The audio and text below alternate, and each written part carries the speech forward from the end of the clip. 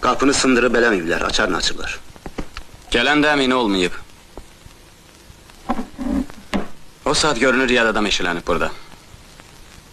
Tutaq ki, o Əminənin lap yaxın adamıymış.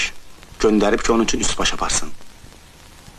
Deməli, o adam Əminənin harada gizləndiyini çox yaxşı bilir. Oğul, günahkar mənəm. Görünür, yaxşı baxa bilməmişim. Mən gördüm bura gələnləri, ancaq tanıya bilmədim. Pəncərənin qabağında dava edirdilər. 3 nəfərdilər. Mən qapını balaca aralayıb baxırdım. Doğrusu qışqırmağa qorxdum.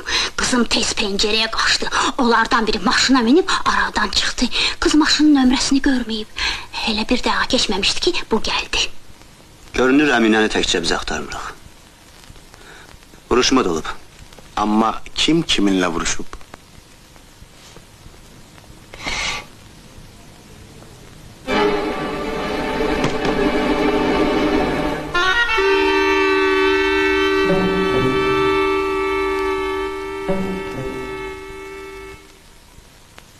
Bu da o qəbil suallardandır.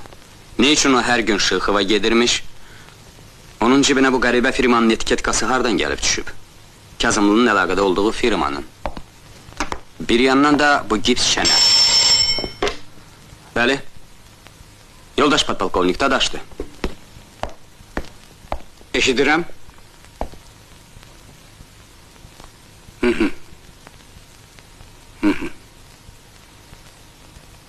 Yaxşı işləmsiz. 1-2 saat dincəlin.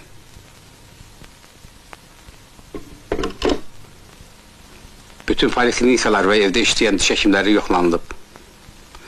Əminə Şirinova heç vaxt, heç yerdə diş ağrısından şikayət eləməyib. Amma onun otağından diş qəlbi tapılıb. Hardan düşüb ora? Yenə də tapmaca. Necə bilirsən Rüstəm? Əminə Şirinova ilə maşından düşüb qaçan qız eyni adamdır ya yox? Mən bilən, hə.